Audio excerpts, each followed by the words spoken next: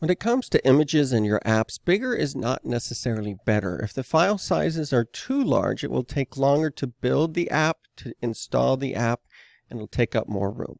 So let's go find a picture of a cow. I do want to have some quality, so I will still use my advanced search settings. I'm just not going to be going for the 8 megapixels or larger kind of thing. So let's go to More and Tools, Advanced Search.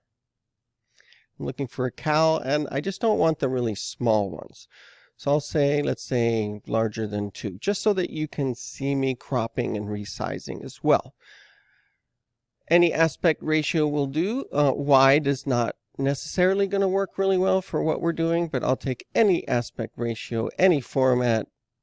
Let's take a look. So here is a good picture of a cow. It's got the tags in the ears, which I think kind of takes away from it a little bit.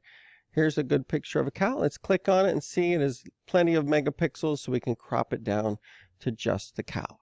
So I'm going to open image in a new tab, make sure I got the real image, and right click and copy image address. Then I can save this picture to my App Inventor project folder, and it's got a very long name here. I'm just going to call this cow large because this is the large original picture. Okay.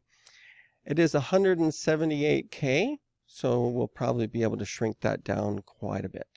Let's open this image now with Photoshop.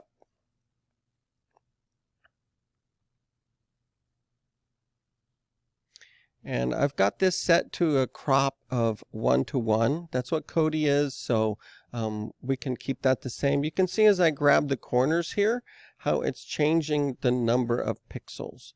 So I can actually get the picture of the cow in here, throw away the rest of it, and it's about 900 and something pixels.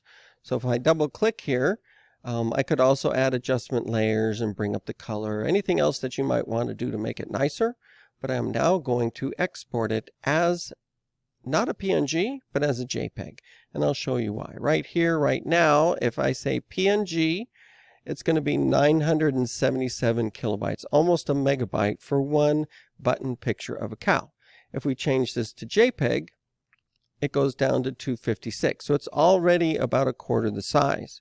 Now we can also adjust this slider. We can also decide exactly how big we need it to be.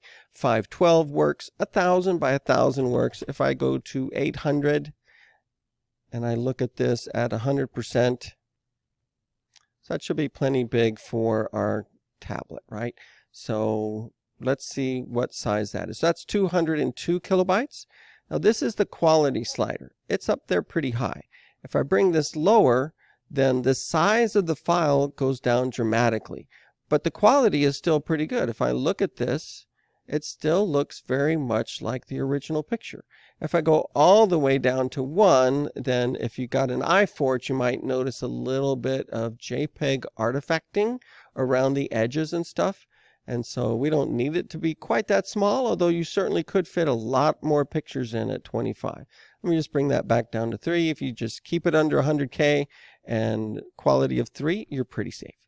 I'm going to export this now, and I'm going to call this cow. And remember, keeping these names as simple as makes sense. And this is going to be Codi cow. And then I've got a JPEG where I can go and put the address right here under comments.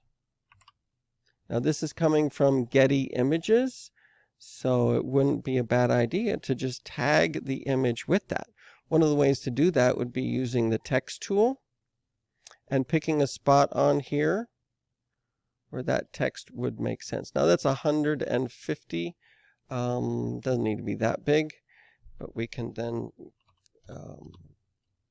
image source Getty Images, or just source.